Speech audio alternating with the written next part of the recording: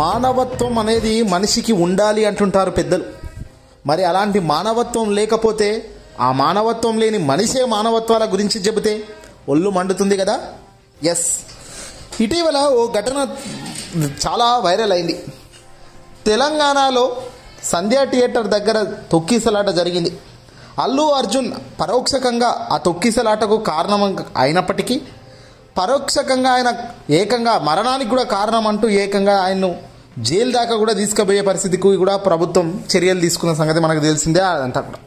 ఇక అల్లు అర్జున్ ఈ తొక్కిసలాట విషయాలపై పవన్ కళ్యాణ్ డిప్యూటీ సీఎం, ఆంధ్రప్రదేశ్లో డిప్యూటీ సీఎంగా ఉన్న ఈ పవన్ కళ్యాణ్ అల్లు అర్జున్ ఉద్దేశించి తొక్కిసలాట కాగానే మానవత్వ దృక్పథంతో మరణించిన ఆ కుటుంబాన్ని పరామర్శిస్తే అయిపోయేది కదా, చిన్నగా పోయేదాన్ని చినికి వానలా చేసుకుంది వాళ్ళే అంటూ అల్లు అర్జున్పై కామెంట్స్ చేసిన వ్యక్తి Pawan Kalyan.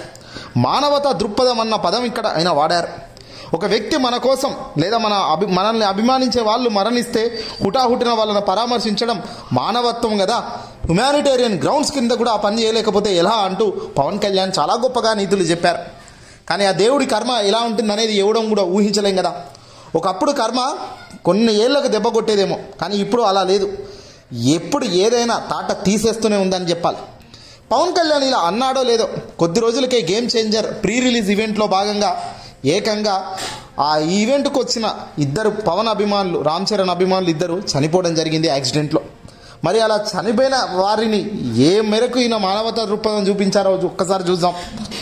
Game changer pre ఈవెంట్కు వెళ్ళి మృతి చెందిన చరణ్, మణికంఠ కుటుంబ సభ్యులను ఈరోజు పవన్ కళ్యాణ్ తీవ్ర అవమానం చేశారంటూ పవన్ కళ్యాణ్కు సంబంధించి పరామర్శిస్తారు. పవన్ కళ్యాణ్ గారు మీతో మాట్లాడతారని ఆ కుటుంబాలను పిలిపించుకున్నారు పిఠాపురం సభ వద్దకు పిలిపించుకుని కొన్ని గంటల కొద్దీ నిరీక్షించినప్పటికీ వాళ్లకు చివరిగా పవన్ కళ్యాణ్ వెళ్ళిపోయాడు తప్ప ఓదార్చలేదట.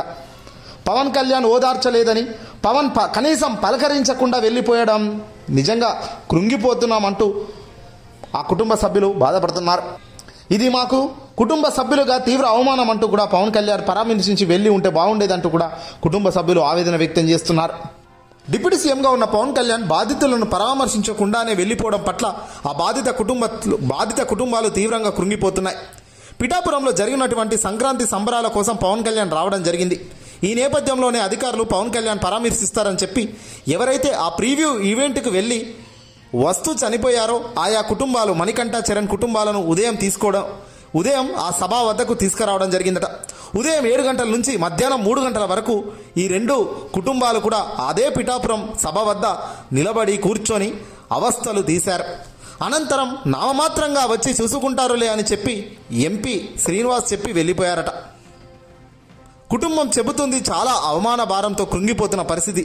ఇలాంటి దారుణమైన పరిస్థితుల్లో మీకోసం మీ సినిమా చూడడానికి వచ్చి మా ఇంట్లోని వ్యక్తులు మరణించినప్పుడు కూడా కనీసం మీరు ధైర్యం చెప్పి 4 మాటలు గట్టిగా మాట్లాడితే మాకు ఆనందంగా ఉంటుంది కదా. ఆ 4 మాటల కోసమే కదా ఇన్ని గంటలు వెయిట్ చేస్తుంది. అలాంటివి చేయకుండా పోవడం మానవత్వమేనా అంటూ ఆయా కుటుంబాలు ఇప్పుడు చాలా బాధపడుతూ మాట్లాడుతున్నారు. ఎందుకంటే పవన్ కళ్యాణ్ మానవత్వం గురించి చాలా గొప్పగా లెక్చరర్లు ఇస్తారు, కానీ ఆ లెక్చరర్లు పనిచేయవు సార్. మన సైడ్ వచ్చినప్పుడు కూడా మనం కూడా అంతే స్థాయిలో మాట్లాడగలగాలి, అంతే స్థాయిలో బిహేవ్ చేయగలగాలి. అలా చేయలేనప్పుడు ఇదిగో ఇలాంటి ఎన్ని సూత్రులు చెప్పినా అవన్నీ ఉదాహరణకు వేస్టే అవుతాయి. కుటుంబ సభ్యులను గంటల కొద్దీ వెయిట్ చేపించి కనీసం వాళ్ళను ధైర్యం చెప్పి పలకరించే పరిస్థితి కూడా పవన్ దగ్గర నుంచి లేకపోవడం ఏంటి, ఇది అసలు కథ. ఎందుకంటే పవన్ చాలా హ్యుమానిటేరియన్ గ్రౌండ్స్ గురించి మాట్లాడుతుంటారు, కానీ ఇదిగో ఇది కాదా, మీ సినిమా కోసం వచ్చి నడి రోడ్డు మీద యాక్సిడెంట్ గురై చనిపోయిన వాళ్లకు కనీసం అండగా ఉంటానని కూడా హామీ ఇవ్వలేని పక్షంలో మీరు ఏ రాజకీయ నాయకుడు అయ్యా అంటున్నారు ఇప్పుడు సమాజంలోని ప్రజలంతా. చూసారా ప్రజలారా, ముఖ్యంగా కార్యకర్తలారా, మరీ ముఖ్యంగా అభిమానులారా, మీరు బట్టలు చించుకొని చూసే ఒక అభిమాన నాయకుడు మీ వైపు చూస్తున్న విధానం ఇది. మీరు ఆలోచించుకోండి. సినిమా అవకాశం ఉన్నప్పుడు చూడండి, దానికోసం మీ అవకాశాలను పనంగా పెట్టి మీ ప్రాణాలే పోయే పరిస్థితికి తీసుకురాకండి దయచేసి. అది మీ కుటుంబం చాలా నష్టపోతుంది.